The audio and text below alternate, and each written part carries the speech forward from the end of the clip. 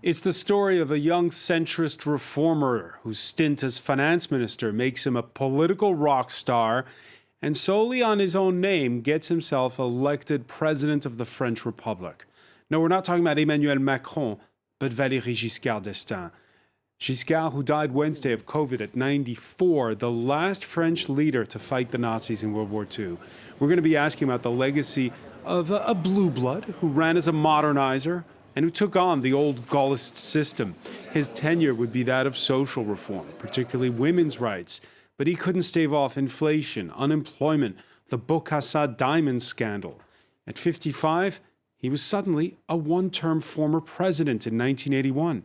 Yet Giscard would go on to outlast all of his rivals, devoting himself to the European project, putting reconciliation with Germany at its heart. What's left of that legacy today? And what's left of his brand of centrism? For all the comparisons, times have indeed changed. With Macron's presidency taking a very different course, the pressure this time is not from the left, but from the right. What can the current occupant of the Élysée Palace learn from the life and times of Valery Giscard d'Estaing? Today in the France 24 debate, we're looking at that legacy. With us, he was an advisor to then President Giscard, who would go on to be a European Affairs Minister and leading member of the European Parliament. Alain Lamassoure, thank you for being with us here from Paris. Thank you for your invitation. From Avignon in the south of France, sociologist Christine Delphi, one of the founders of the 1970s France women's liberation movement. More on that in a moment. Thank you so much for joining us.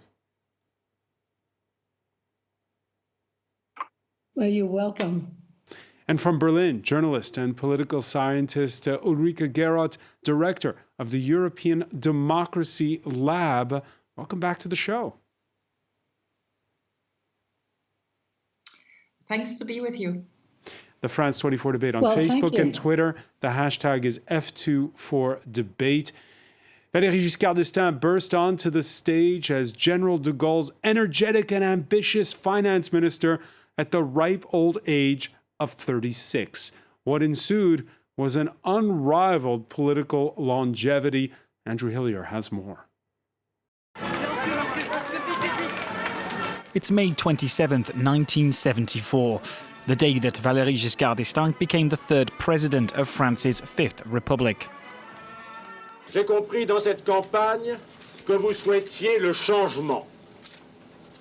Le changement politique, économique et social.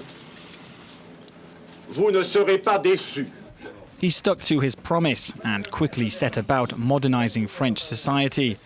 His most memorable reforms were carried out during the first 2 years of his presidency, including lowering the voting age from 21 to 18. He also championed landmark legislation for women, allowing divorce by mutual consent and creating a new ministerial post dedicated to improving women's rights. Only months after he had taken office, his health minister, Simone Veil, pushed through a law legalizing abortion. On the world stage, Giscard d'Estaing put European integration at the heart of his agenda, making the French-German partnership the driving force behind what would later become the European Union. Together with German Chancellor Helmut Schmidt, he spearheaded the creation of the European Council. Not long after the 1973 oil crisis brought the world economy screeching to a halt, it was his efforts that led to the first gathering of the G7 group of advanced economies. Nous allons aborder aujourd'hui les questions de commerce et les questions de finance internationale. Under Giscard d'Estaing, France maintained its image of policing African affairs. He claimed to be a champion of the continent, putting it at the heart of his foreign policy agenda and becoming the first French head of state to visit Algeria after it won its independence. His decision to intervene in Zaire in 1978 would ultimately overshadow everything else he did in Africa. When rebels backed by Angola and Cuba overran the city of Kolwezi, Giscard d'Estaing sent French troops to snatch it back. But critics accused him of using his position to cultivate close friendships with heads of state. Giscard d'Estaing, Bokassa. sera gravé dans l'histoire des deux pays. In 1979, he paid the price for getting too close to former Central African Republic President Jean-Bédel Bokassa. Giscard d'Estaing was accused of accepting a gift of diamonds from Bokassa, which tarnished his presidency. Il faut laisser les choses basses mourir de leur propre poison. A die-hard advocate of European integration, he later devoted himself to consolidating EU institutions. In 2001, he presided over the Convention on the Future of Europe.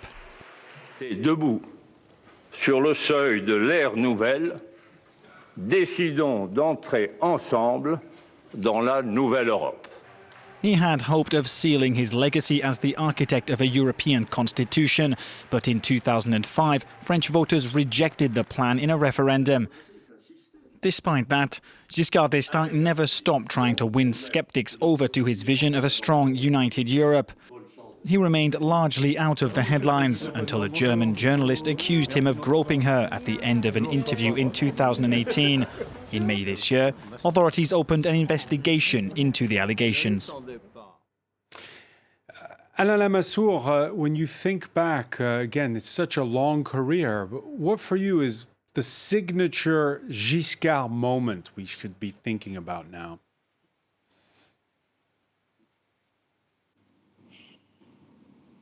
Well, there are two signatures, if you allow me.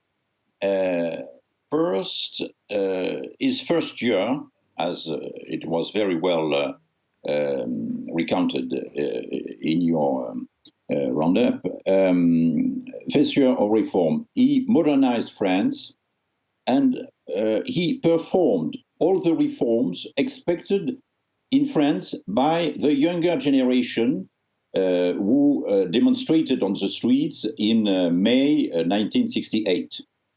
Modernization of society, they were recalled, of economic, of social, of town planning. He was the first French president interested in ecology, and the first important pieces of legislation to protect environment in France were originated by President Giscard, whereas then there was no political party to defend ecology. So it's the French ruler, the French Giscard, and there is the European Giscard. And the last picture, or the widest picture I remember from him is at the end, the last day on the Convention of the Future of Europe, he presided over it, when was unanimously agreed by representatives, more than 200 representatives coming from all political parties, from all European parties, the adoption unanimously of this draft constitutional treaty for Europe. As you mentioned earlier, the treaty was unfortunately rejected by the French and the Dutch people by referendum, but later it was translated into an ordinary treaty without the ambition of the world constitution, and 95% at least of the current provisions of the Lisbon Treaty, which is now the law base, the legal base of the European Union, comes from the Giscard Constitution. So his legacy on Europe is very important, and probably in history books, he will remain as more than as a leader, a European leader, or founding father of Europe, more than the French leader. And that's so key to his legacy. We're going to be talking about that more in part two of our discussion, Alain Lamassoure. There was genuine fervor. There's a bit of a generation gap in the newsroom here, because speaking to younger people, they just know Giscard as an old man. but there was genuine fervor in 1974. He defeats socialist François Mitterrand with a very hands-on campaign style. Raymond Depardon's documentary on the 1974 race shows Giscard driving his own car on election night. Christine Delphi, when you think back to that period, what's your reaction today with hindsight?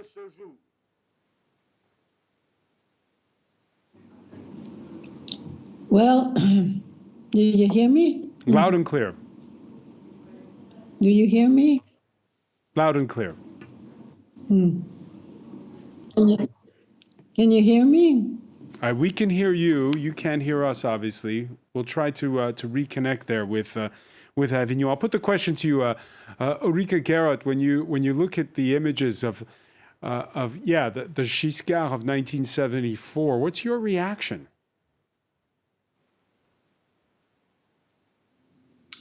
Well, 1974 is not where I have the immediate reactions to, because I'm born 64.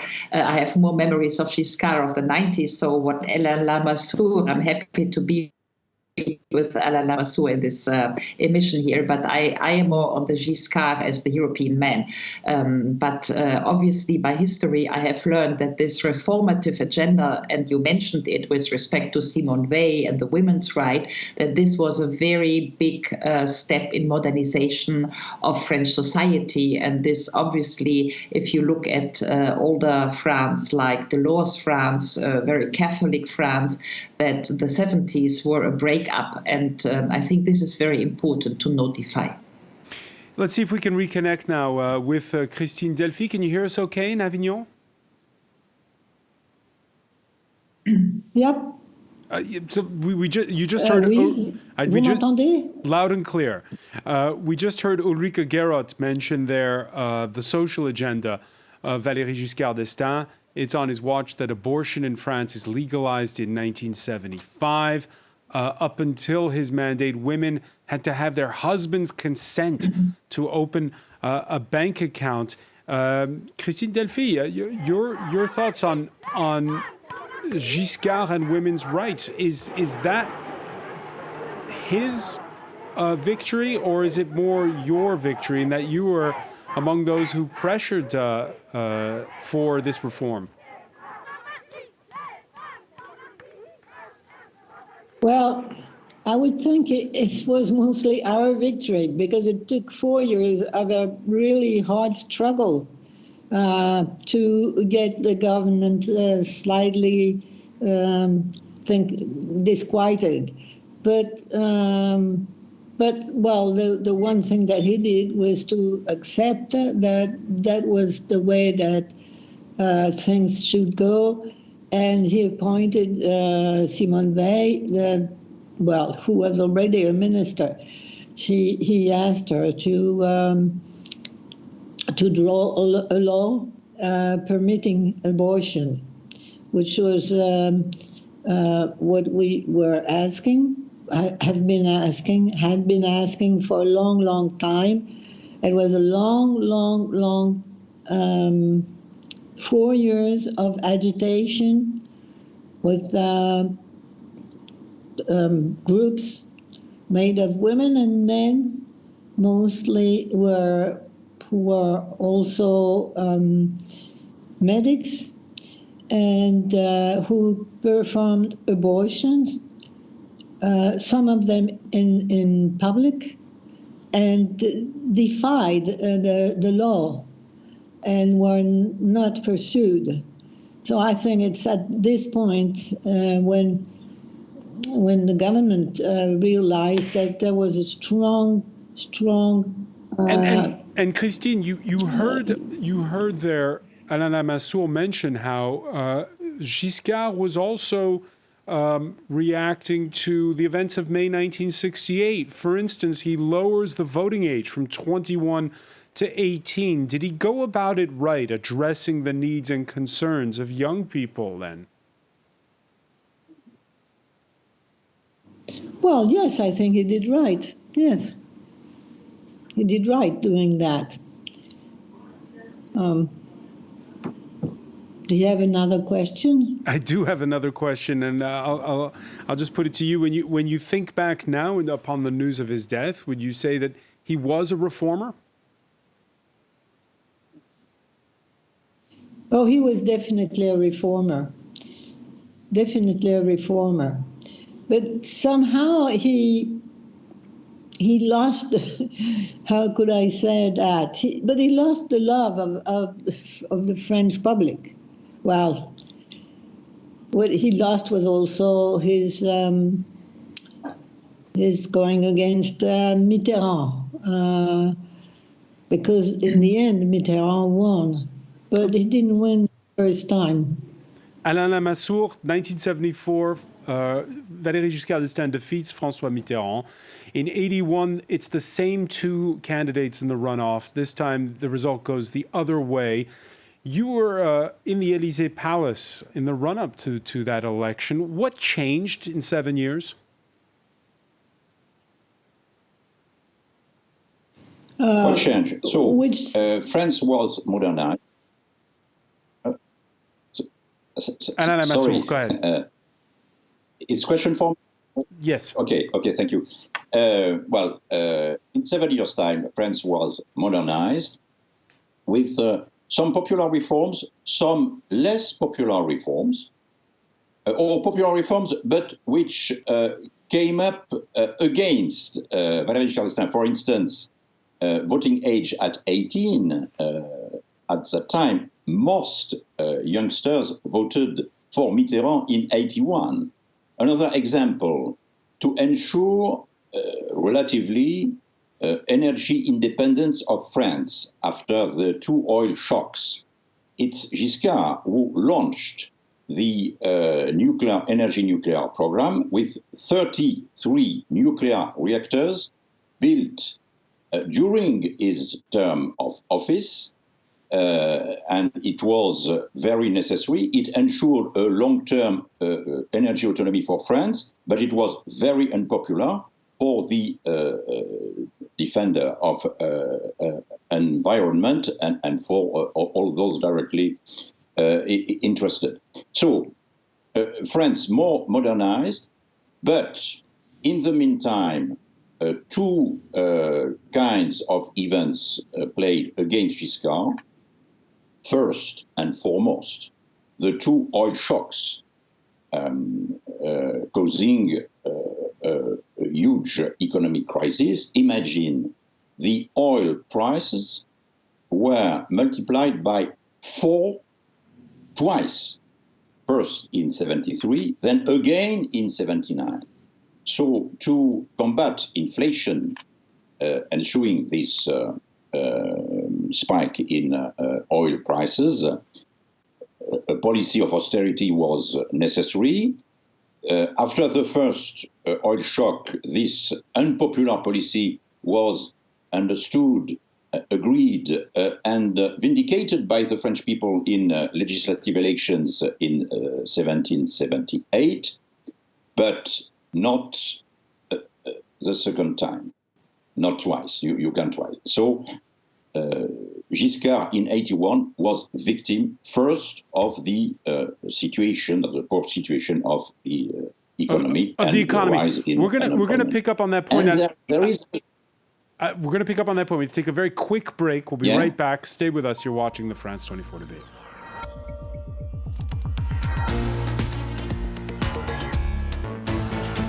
Welcome back, or welcome if you're just joining us. It's the France 24 debate, and we're looking at the life and times of Valery Giscard d'Estaing, who, when he became French president, was a young reformer, much like the current occupier of the Élysée Palace. We're talking about it with former European Affairs Minister. He'd served as an advisor to Giscard d'Estaing, Alain Lamassoure, who was for years one of the leading members of the European Parliament. Welcome back. Welcome back to sociologist Christine Delphi, one of the founders of the France's Women's Liberation Movement.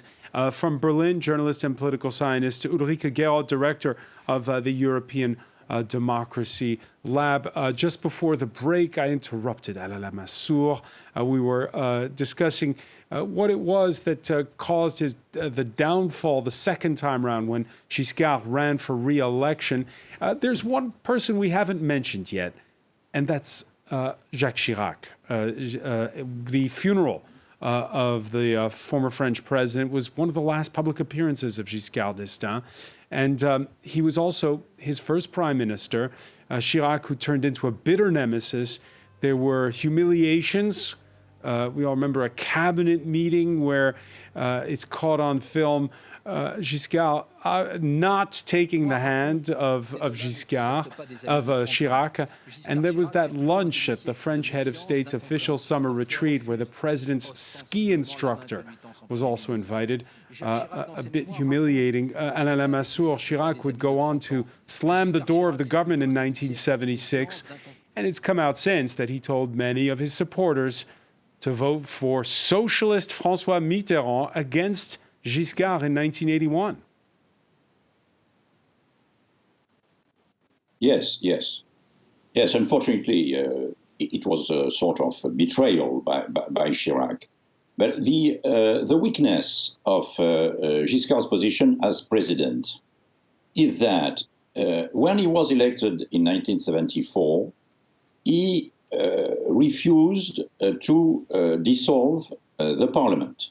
Because in parliament, he had a majority supporting him, but in this majority, his own political party, a liberal party, was not the majority in the majority. The Gaullists took the majority inside the presidential majority, which means that for 7 years, Giscard had to govern, to run France with a majority, relatively truthful, but inside this majority, the Gaullists, who had mixed feelings towards Giscard, were in a dominant position. So it was difficult for him to achieve, to get through his reforms in this situation. But beyond the problem of his majority and Jacques Chirac, there was a deeper one issue. It's the fact that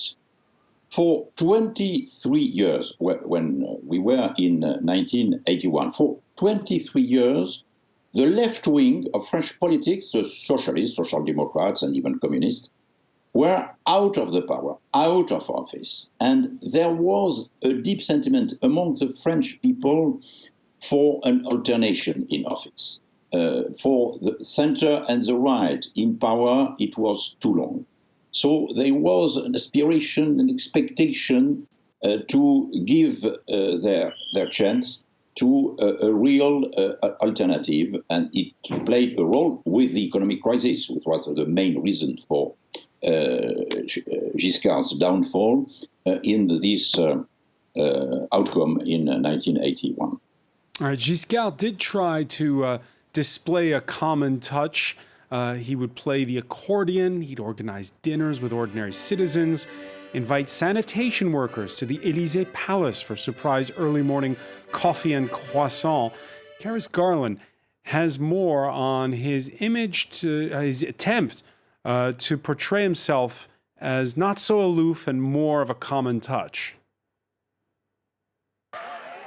Giscard the footballer, Giscard the tennis player, Giscard the swimmer, or even Giscard the accordion player, Valery Giscard d'Estaing challenged ideas of what a French politician should be.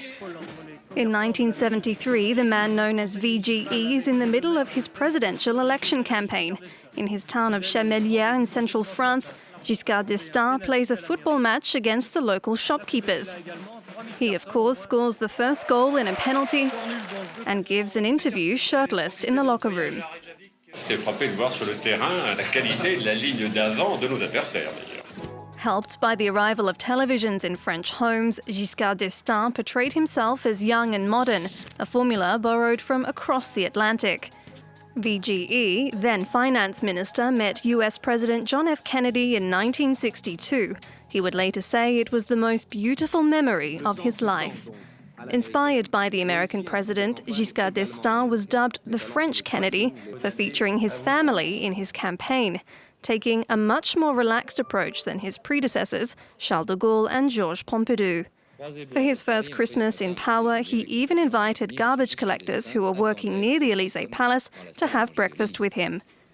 For one of his biographers, VGE was a trailblazer in political communication. Au fond, il l'a créé parce qu'elle n'existait pas. Avant, le général de Gaulle, il considérait qu'il avait un charisme, une autorité qui tenait de la guerre. A taste for drama that continued right till the end of his term, his last words as president etched in history. Au revoir. Christine Delphi, when you hear in that report that he likened himself as the French Kennedy, or he was likened as, what's your reaction? Well, I don't have many reactions to that because I wasn't following the struggle for primacy as a president. I didn't particularly like Giscard, and I hadn't liked the previous mandateur. So I thought I was going to be interviewed about what happened, what was the struggle for the right to abortion by French women. I had no idea that the discussion would proceed to what were my Well, this is part of the discussion of just how much of a reformer he was, and whether how much image mattered then as opposed to now.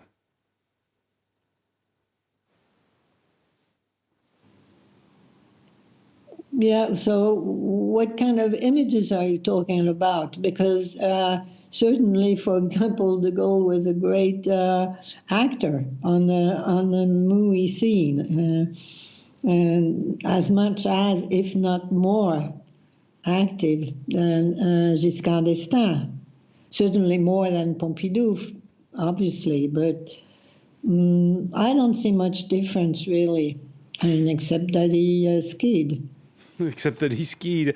We were talking in part one of our discussion about Giscard's legacy on the world stage. It was in the forest of Rambouillet outside Paris that he hosts the first, what was then called the G6 summit.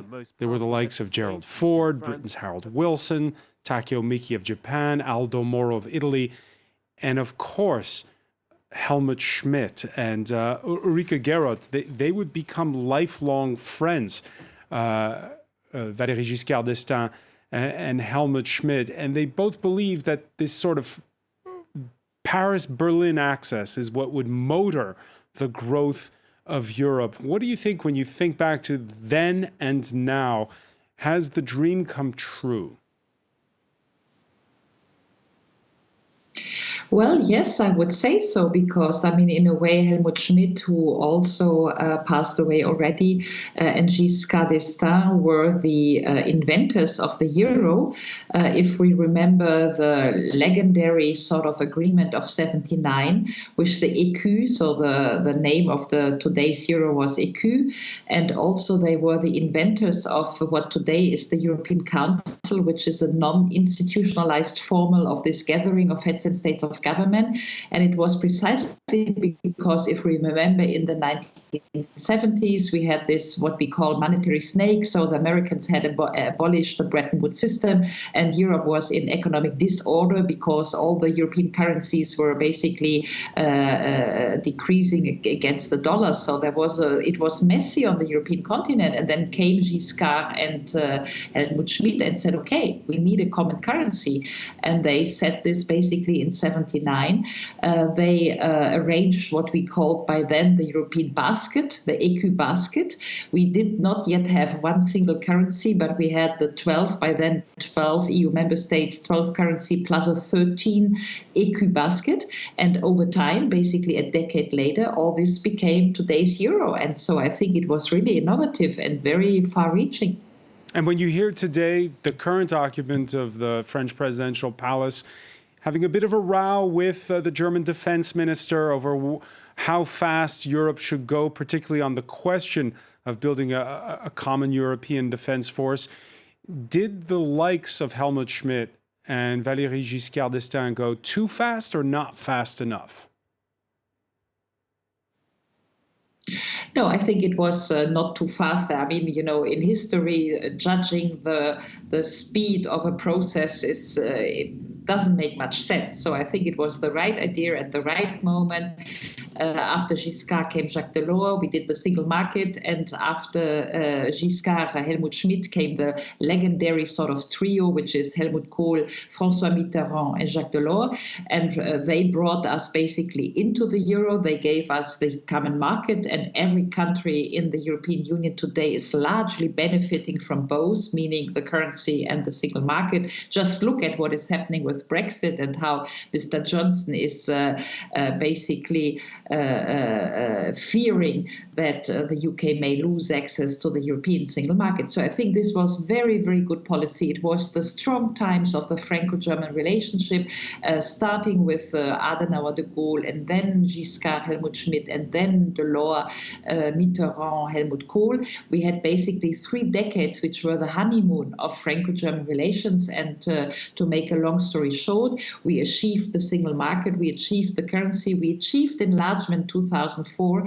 But what we failed, and this is the moment, which you had already shown here, but this is Giscard as the architect of the European Constitution, 2003, that process failed. And if we go further up to today, I can see that since 2003, basically, Franco-German tandem, but also European relations turned sour in a way. There were no more real tandem after 2003, no more much energy from France and Germany to work on a European constitution, to push a constitutional momentum. Alain Lamassoure said earlier in this emission here that obviously we saved bits and pieces of the European constitution in the Lisbon Treaty, but it's not the same thing to have a Lisbon Treaty than to have a European constitution.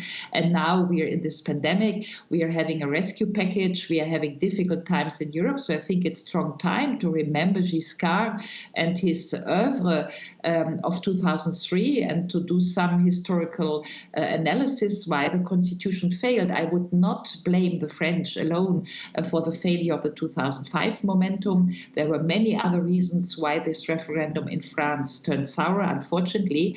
But I think we should value what Giscard did on this, and we should go back and think whether we can create a similar momentum right now as we talk. Alain Lamassoure, next week there's a hugely important European summit where the bailout packages for the 27 members seem to be hinging on whether or not Hungary and Poland accept rule of law provisions. If that 2005 constitution put forth by Valery Giscard d'Estaing had been passed, would we be in this kind of crisis moment right now?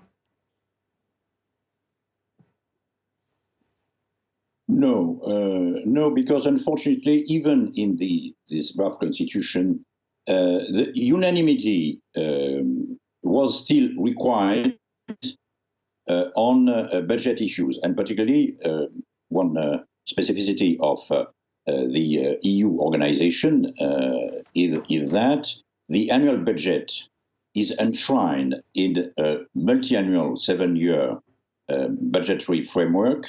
And this framework requires unanimity in the European Council and then ratification by European Parliament to come into force. But one constant lesson of the European construction is that Europe is moving forward only in time of crisis. It's the case this year because the decisions taken subject to consensus next year, but taken by the European Council unanimously in July, is a huge step forward in budgetary matters, comparable to what was 20 years ago the monetary union. But clearly, what we now miss is the possibility to overcome this requirement of unanimity. In the treaty, there is a provision called enhanced cooperation, enabling those countries willing to go forward to take action without waiting for the others. But what we miss also is a German partner, because Angela Merkel is a great European and a great German leader, but she's now a lame duck. And now the CDU is completely busy in preparing for the succession. And since, for the last 2 years, we have in France a very European committed French president with Mr. Macron, looking like Giscard on this issue. But unfortunately, his European partner is in a weaker position. It was the opposite with Emmanuel Macron's predecessor, François Hollande, and the same Mrs. Merkel. It was time when Mrs. Merkel was at the apex of her power, but in France, President Hollande was very coy, very shy, and not very supportive. Unfortunately, he was a sincere European, but not a man of action. Christine Delphi, the current French president, we talked earlier about how when Giscard was president, the pressure came from the left. Today, the pressure seems to be coming from the right. Do you agree with Alain Lamassoure that Macron has shades of Valéry Giscard d'Estaing, or is it a very different context today? Well, I think it's a totally different context, because right now what is rising in France, unfortunately, is both sides. I mean, there are all the ways of power are now in the hands of Macron, who is not a very determined person, who just thinks about his next election, which explains why he has resolved to totally change his foot, as we say in France, and has agreed to following the feelings of a little amazingly anti-Islamic, anti-Muslim campaign. And this was, and this is showing, and it is being very criticized by all other governments, and also by UN laws, by UN, I mean the United Europe laws, and it is going contrary to the laws of constitution, is dissolving associations which fight for the end of discrimination against Muslims, and he goes for discrimination, more discrimination against Muslims. The dissolving of associations is already being put in laws that have no sense, that are that put us, that is the French, against the general laws, not only of the European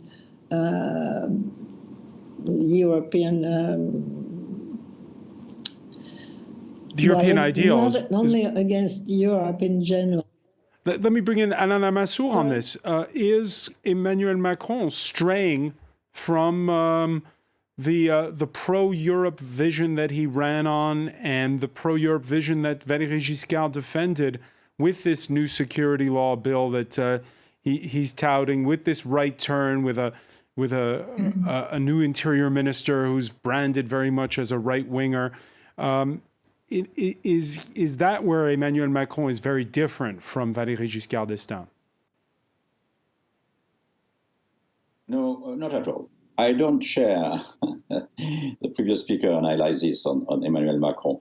What strikes me is that between Giscard and Macron, there are a lot of points in common.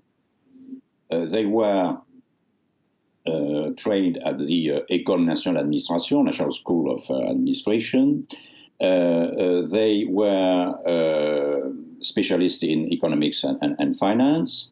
They were one of the most intelligent person of their generation in France. And they shared the same goal of bringing together, according to Giscard's phrase, 2 French out of 3, to try to overcome the old antagonism between the right and the left. And they share the same very profound European sentiment. But there are also differences between them. For instance, in domestic politics, Giscard was far more modern, reformers, and probably more to the left than Macron. And above all, Giscard had the dimension of time, of long term. When he decided the Airbus program, the IGV train program, the nuclear energy program, he knew that all the benefits, political benefits, would be for his successor.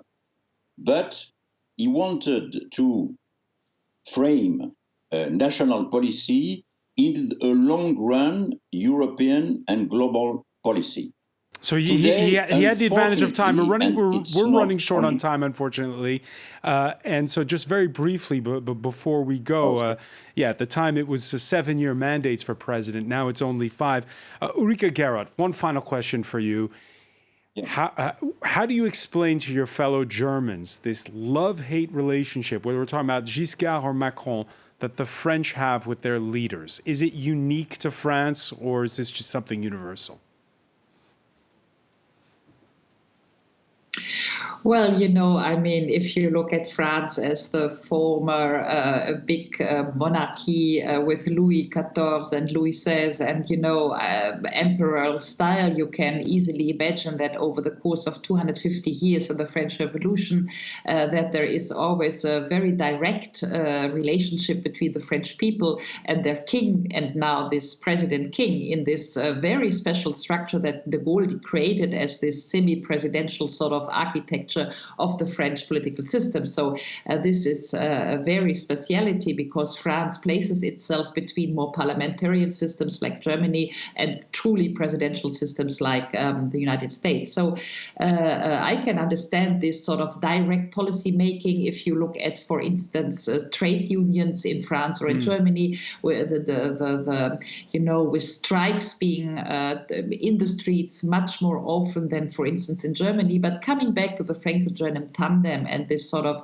really the decade-long of Giscard's European impact he had, I think this is really something we should remember as a grandeur de la France, because he was clearly committed to Europe. He was clearly committed to Germany. If I look today on Franco-German relations, with all the tensions you mentioned, with all the tensions that Alain Lamassoure, who has been observing this for decades too, we see today, very unfortunately, Germany, which is much less engaged to do Europe. We see Germany, which did not answer to the speeches of Macron. We see the European engine turning empty, and this is very sad to me. I have met Giscard many times in '92 when we were doing the architecture of the Maastricht Treaty, and I must say that 30 years later, we are not where we have been in '92. This is sad.